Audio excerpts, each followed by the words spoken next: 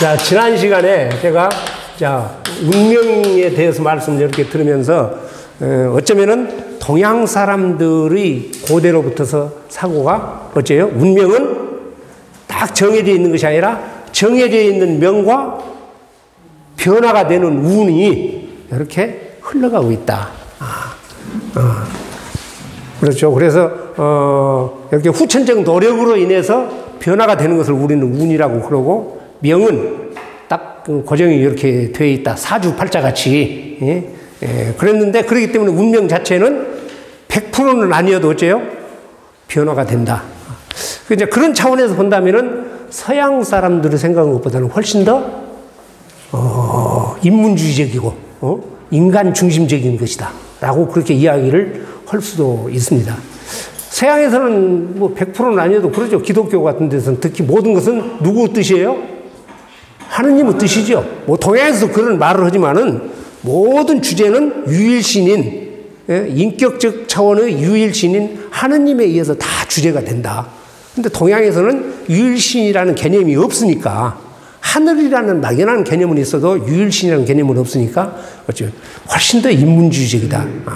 우리가 꼭 짚고 이렇게 마음속에 담고 넘어가야 될 그런 내용이라고 이렇게 봅니다. 불교 같은 경우에도 모든 것은 인연에 따라서 바뀌어진다고 그랬죠. 그래서 사카모니 부처님이 이렇게 깨달음을 얻을 때 뭘 최종적으로 결론을 내렸다고 그랬어요? 12연기법. 12연기. 모든 것은 인과성에 의해서, 인연에 따라서 결과가 있다. 아무런 어떤 인연이 없이는 일어나지 않는다. 그게 12연기라고 그랬죠. 사람의 생, 노, 병사는 생이라는 것이, 노병사는 생이 있고, 생은 유가 있고, 유는 취가 있고, 취는 수가 있고, 애가 있고, 그래서 쭉 하다가 제일 위로 올라가면은 뭐예요? 무명이라는 것으로 하지요. 추후에 혹시 그 말씀 드릴 기회가 있으면 이제 드리겠지만은, 그게 이렇게 돌고 돈다, 그 말이죠. 그런 연기법. 그런데, 지금 이제 불교도 이제 동양 쪽 이제 사상으로 이렇게 이야기를 하지만은, 어째요? 오리지널, 원래의 동양 사상은 연기법이니 뭐니 없고, 다만 인간사에서 일어나는 것들은 모든 것은 인간 중심적으로 생각을 했다는 얘기죠. 벌써 수천 년 전부터서. 자, 그래서, 한자말에, 한문에 이런 대목들이 있습니다. 자, 명호. 아까 정해져 있는 명을 잘 타고난 사람은, 명이 좋은 것은 불여 운호. 이런 이야기 했어요. 명호. 불여 뭐라고요? 운호. 무슨 이야기입니까? 너무 쉽죠? 불여, 뭐뭐가 같지 않다. 아무리 좋은 명을 타고났어도, 직접적으로 이야기하면 사주팔자를 타고났어도 어째요? 운 좋은 것만 못 얻다 그 말이죠. 이게 옛날 고대로부터서 쭉 이렇게 동양 사람들이 생각하는 것이에요. 그러니까 우리는 어째요? 항상 명은 고정적으로 이렇게 어떻게 해볼 수가 없기 때문에 후천적으로 구르는 운에 의해서 바꿔줄 수가 있으니까 어째라? 노력을 해라 그 말이죠. 낙담을 하지 말고. 일 얼마나 혁신적이고 고대에서부터 혁명적인 동양 사상입니까? 이런 것들을 우리 동양 사람들 스스로가 관가를 하고 있어요. 그냥 이렇게 무시하고 이렇게 지나가는 그런 경우가 얼마나 좋은 이야기예요. 명 좋은 것은 운 좋은 것만 못하다. 그럼 가장 좋은 것은 우리는 이렇게 생각을 해볼 수가 있죠. 명도 좋고 스스로 노력대해서 후천적으로 따라오는 운도 좋으면은 그 이상 좋을 것이 없겠죠. 그래서 저는 그렇게까지 연기를 해봐요. 우선 이제 부자가 되는 거 어떤 이야기 했습니까? 되게 큰 부자는 하늘이 내려주고 적은 부자는 스스로 노력을 해도 이룰 수가 있다. 그러니까 하늘이 내려준다는 이야기가 뭐예요? 타고난 어떻든 타고난 어떤 명으로 인해서 복으로 인해서 큰 부자가 되는데 거기다가 더더욱이 노력을 하면은 더 큰 부를 이룰 수가 있다고 말이죠. 근데 부는 타고났어요. 부만 놓고 이야기한다면은 부는 타고났는데 노력을 안 하면은 이 부는 보통 3대를 못 가서 깨진다 그 말이에요. 우리나라의 대재벌인 이런 분들 같은 경우에는 누구라고 뭐 말할 것도 없이 아마 그런 사람에 속하지 않는가. 부모로부터서 이어받은 부는 타고난 것이죠. 본인이 노력을 안 했어도. 그런데 거기다가 더더욱이 연구 노력을 하고 이렇게 저렇게 해가지고 부를 쌓아가면은 그것은 정말 상상을 초월하는 이렇게 부가 이렇게 되는 것이고. 저는 뭐 돌아가셨지만은 삼성의 이병철이란다. 이건희 회장 같은 경우 아버지로부터 타고난 것을 가르쳤지만은 굉장히 혁신적인 사고방식을 긍정 부정 여부를 떠나서 혁신적인 사고방식을 갖는 분이죠. 넷째 막둥입니까? 막내입니까? 이렇게 이어받으면서 그때부터서 혁신적으로 뭐 오후 4시에 퇴근을 하고 대신 아침에 7시까지 출근을 해라. 가서 놀든지 뭐든지 자기 개발을 하는 쪽으로 해라. 그래서 그걸 정착시키는데 10년 정도 걸렸다는 이야기를 내가 엊그저께 신문에 이렇게 칼럼으로 나온 것을 봤어요. 또 정주 그러지 마누라 빼놓고는 다 바꿔라 했던 이야기는 그 사람들은 얼마나 뭐 일본에서 배웠던 어디서 배웠던 그런 혁신적인 발상. 나는 그런 분들이 그런 사람들이 부정적인 면은 놔두고 그런 분이 부모로부터 물려받은 타고난 것이 있어. 그런데다가 그렇게 혁신적인 사고 개념을 해가지고 아이디어를 계속해서 총수와 이렇게 내세움으로 인해서 그렇게 어마어마한 세계에서 나는 그것이 바로 명과 운이 딱 떨어지는 경우지 않겠는가. 이것 하나만 본다면은. 근데 그것은 부만 놓고 이야기하는 것이 아니라 그러잖아요. 아니 머리 IQ가 뭐 130, 40씩 갖고 태어났다. 누가 그렇게 태어나기 싫은 사람이 어디가 있어요. 근데 그것은 주어진 것이죠. 하늘로부터서. 근데 태어났다고 해서 팽팽 놀면은 바보 멍청이가 된다고 말이죠. 그런데 거기다가 더더욱이 연구 노력을 하면은 인류의 운명을 바꿀 수 있는 획기적인 결과를 만들어낸다. 다 이제 하나부터 열까지 전부 다 그런 일로 귀결이 된다고 그렇게 볼 수가 저 생각할 때는 있어요. 자, 그래서 우리는 보다 근본적인 그 동양 고대에서부터서 알려졌던 그런 사상들을 조금 더 우리가 밀도 있게 이렇게 느끼고 자, 그런 생각을 이렇게 가지면은 여러분들 스스로가 자녀들을 대하거나 손자들을 대할 때도 자꾸 그런 마인드로 이렇게 접근을 해주면은 좋지 않겠는가. 그런 생각을 이렇게 합니다.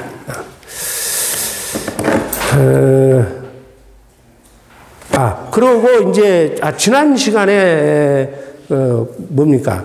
이러한 운명이라는 것을 이야기하면서 하나를 빠뜨렸었는데 밑에 보면은 이런 내용들이 있어요. 여기까지.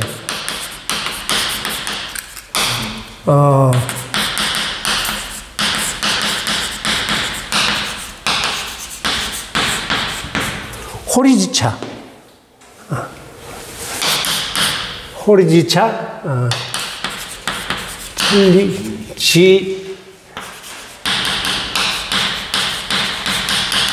천리지유라는 말이 있습니다.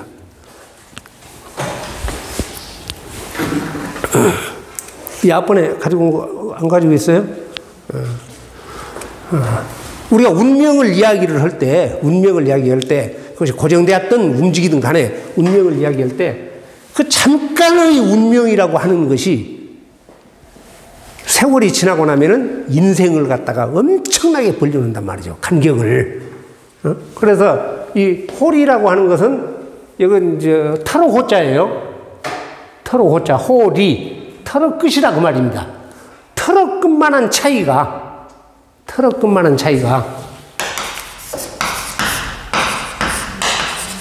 호리지차. 타로 끝만한 차이가 세월이 지나면은 천리나 지류. 어긋날 유자예요. 어긋날 유자. 어긋날 유자입니다. 처음에는 털끝만한 차이지만은 세월이 지나가면은 그러죠. 여러분들 우리 학교 다닐 때도 초등학교 유치원 때는 다 똑같은 것 같아도 나중에 먼 세월이 지난 다음에 어떤 길을 걸어왔느냐에 따라서 완전히 인생은 달라지죠. 인간사의 모든 것은 그렇다고 말이죠.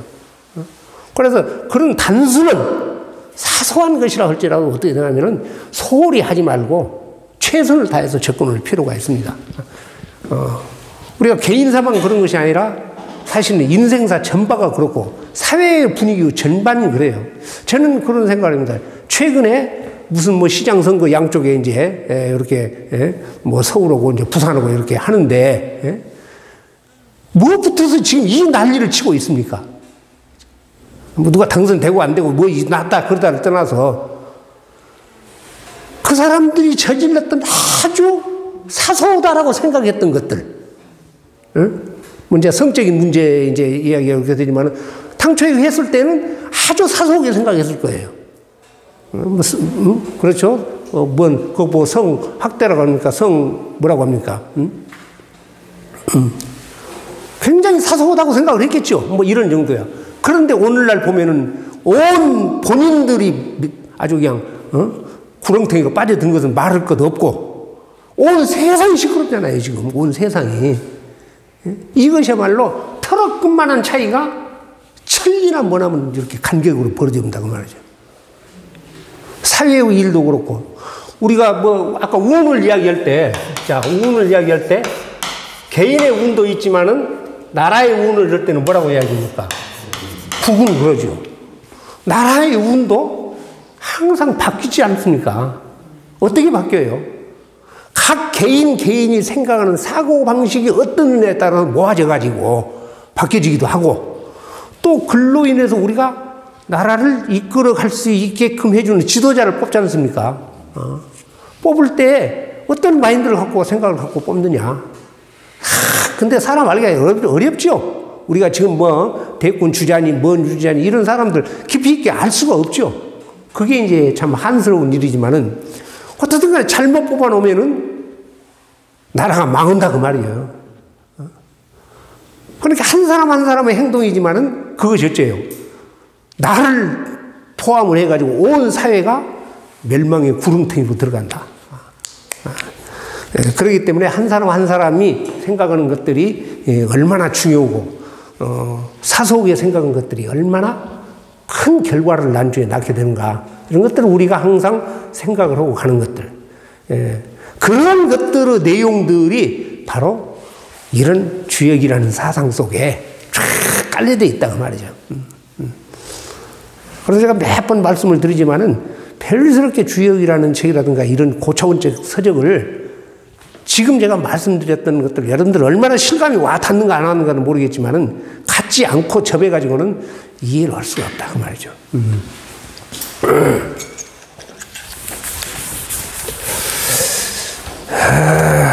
그래서 오늘은 그러면 이제 과연 점이라고 하는 것이 무엇인가? 점이라고 이야기하는 것이 무엇인가? 본격적으로 아마 지금부터서가 소위 우리가 이제 주역을 이야기를 해 나가는데 아주 중요한 그런 포인트가 될 것입니다.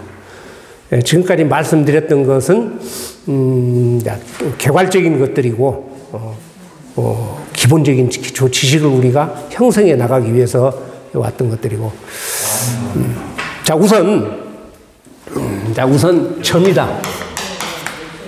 점 이렇게 씁니다. 점. 그 다음에 또 점을 나타내는 글자가 하나가 더 있어요. 자, 복자입니다. 이것은 점, 복자고, 이것은 점 뭐예요? 점자예요. 점자예요. 점이라고 하는 것은 뭐예요? 점이라고 하는 거. 예언하는 것이죠. 이제 미래의 일을 알아보는 행위예요. 인간의 미래의 일을 알아보는 행위. 이게 점이죠. 자, 여기서 우리가 점이라고 이야기하는 것들은 인간의 미래를 알아보기 위한 애원하는 행위인데,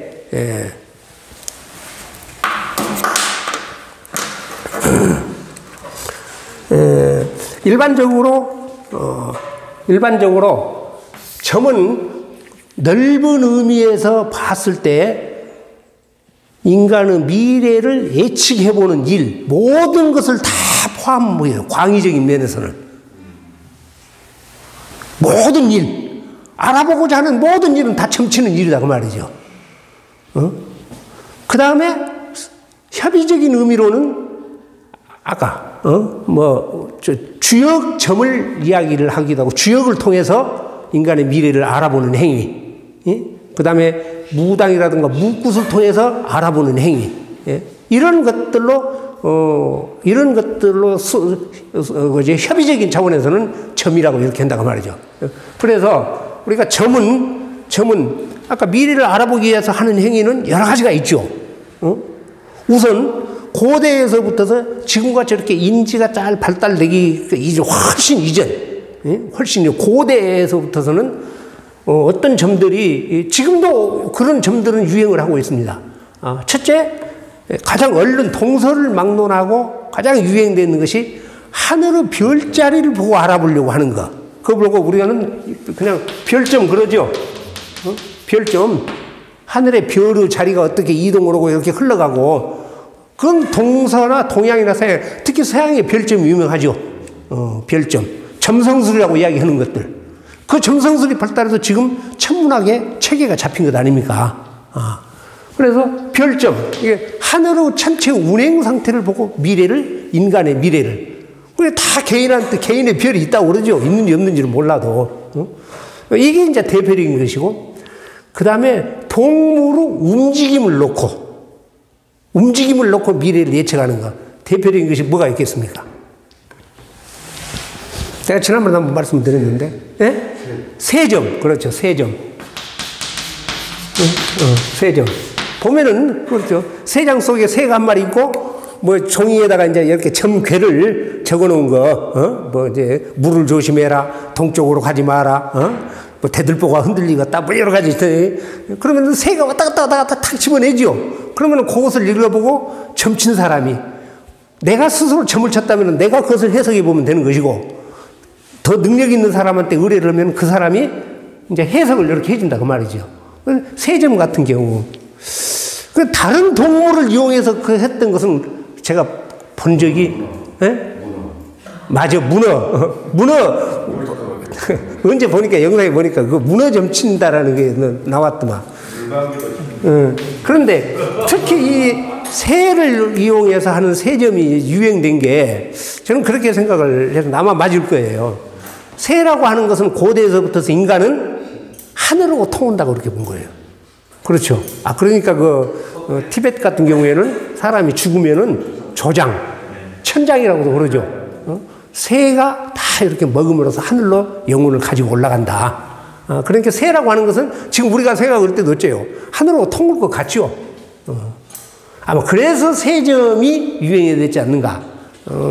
상당히 일리는 있는 것 같아. 어떻든 세점이 있고, 그 다음에 동물의 내장 상태를 보고 치는 점이 있어요. 내장점이라고 하는 거. 자, 내장. 동물의 내장을 보고, 이 동물의 내장은 어떤 동물을 주로 보냐면은 아무 동물이나 보는 것이 아니라 주로 희생수의 내장을 보고 칩니다.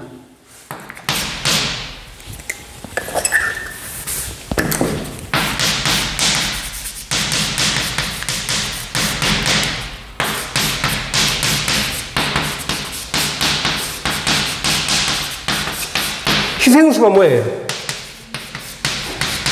제물로 바치는. 그렇지. 하늘에 제사를 지낼 때 제물로 바치는 동물을 희생수라고 그래요. 대표적으로 뭐 두고? 양하고?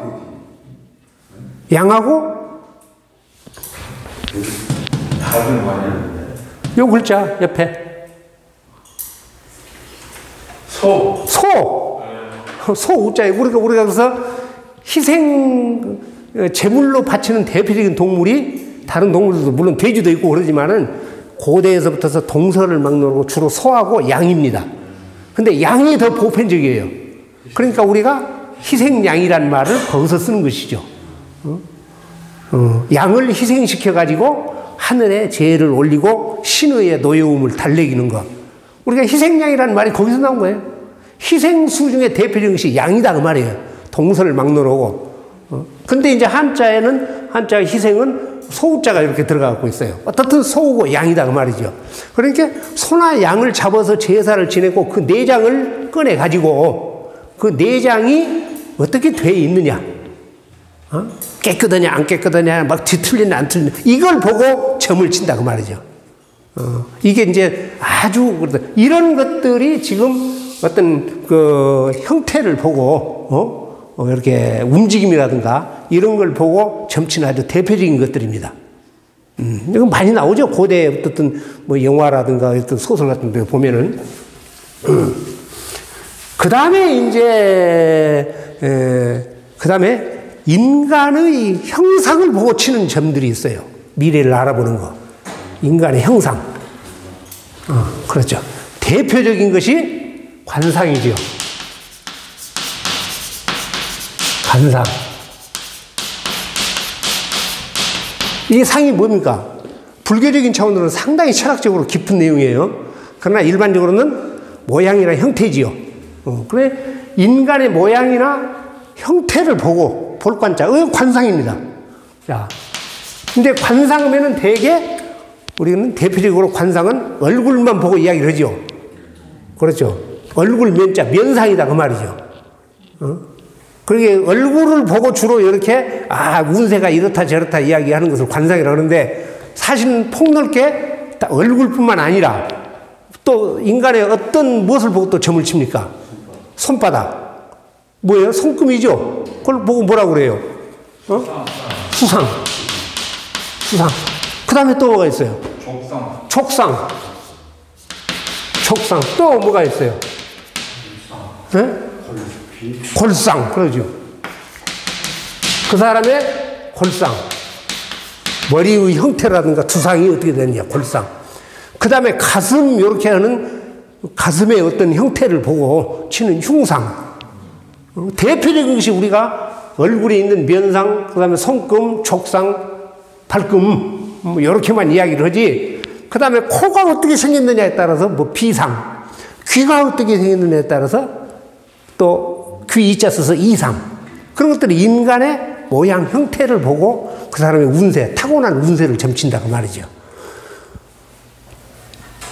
그 다음에 이 관상, 이제 그래서 관상은 대표적으로 얼굴을 이야기를 하지만은 실질적으로는 볼관자니까 전체적인 형상을 보고 이야기를 한다 그 말이에요. 그 다음에 이제 관상 말고는 또 뭐가 있어요? 인간이 태어났던 연월 일시, 그걸 보고 뭐라고 이야기합니까? 네? 자, 명이라고 그러죠? 다른 것은 뭐예요? 사주. 그 다음에 팔자. 사주 팔자. 그래서 사주 명리학이다. 또는 사주학이다. 그냥 명리학이다. 이렇게 이야기를 하는 거예요. 그러니까 사주하고 명리학은 같아요? 틀려요? 같은 거지요. 사주 팔자를 놓고 있습니다. 그 다음에 이런 것들은 다 정해져 있는 것들이죠.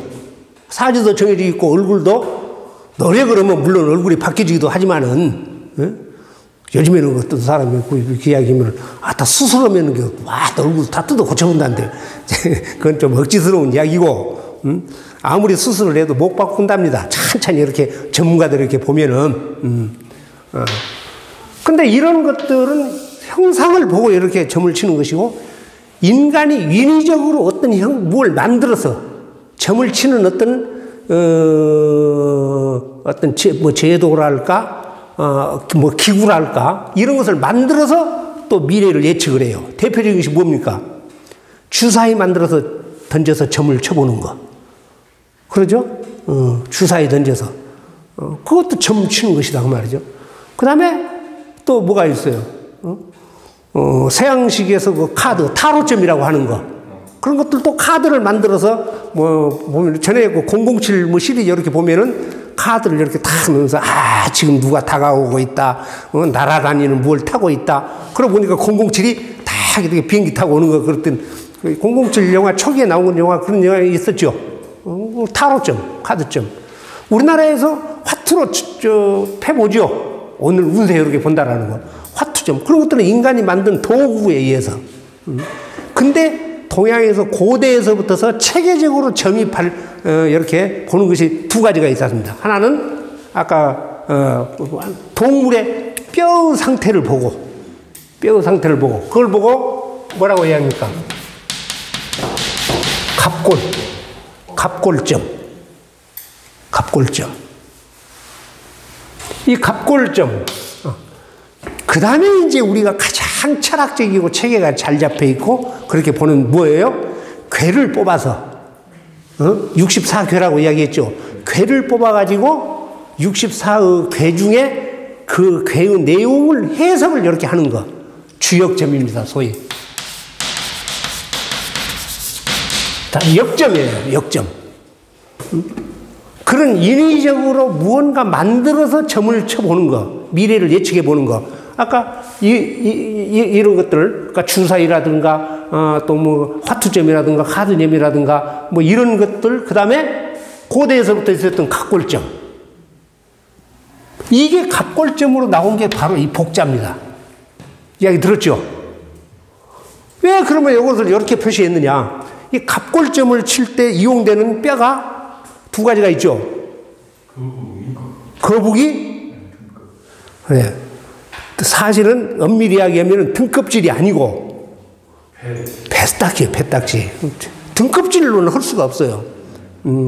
그러니까 거북이 껍질이라고 해야지 등껍질이라고 해서는 안 된다 그 말이죠. 등이 아니에요. 배딱지 하얀 거 있죠. 이렇게 배딱지가 하얗게. 그러면 이 배딱지라든가 아니면은 소나 특히 큰 짐승들 어깨뼈가 이렇게 넓지요. 그런 견갑, 이렇게 어깨뼈가 이렇게 넓다. 그걸 이제 어떻게 점을 이제 치냐면은, 여기다가 구멍을 하나 이렇게 조금 뚫어요. 배딱지라든가 어깨뼈에다가. 그 다음에 뚫어가지고 여기다가 뭘 이제 탈 수 있는 이렇게 뭘 이렇게 집어넣어. 그래갖고 불을 붙이면은 이것이 금이 가집니까, 안 가집니까? 가지요. 이거 구멍을 이렇게 뚫어가지고, 거기다가 불을 붙이면은, 여기에 이제 균열이 이렇게 생기겠죠? 이렇게. 이게 뭐예요? 점복자를 이렇게 쓴 거예요. 점복자를. 그래서 이렇게 잘 쪼개지면은 일이 좋은 것이고, 그냥 개판으로 이렇게 막 금이 가버렸다. 그러면은 안 좋은 것이죠. 흉하다. 이렇게 판단을 하고 옆에다가 이제 뭐라고 이렇게 써놨다 그 말이죠. 이걸 보고. 이게 바로 갑골 문자가 되는 것이고, 이게 바로 이 자를 가장 간단하게 펴주는 거예요. 이해하시죠? 점복자가 여기에서 나온 것입니다. 그러면은 여 밑에다가 이렇게 입구자를 하나 붙여놨어요. 이렇게 나타났던 내용을 가지고 점친 사람이 입으로 말을 한 거예요. 그러니까 이것은 복자는 점치는 행위고 그 나온 결과를 점쟁이가 말로 했다. 그게 점이에요. 이건 정확한 지식입니다.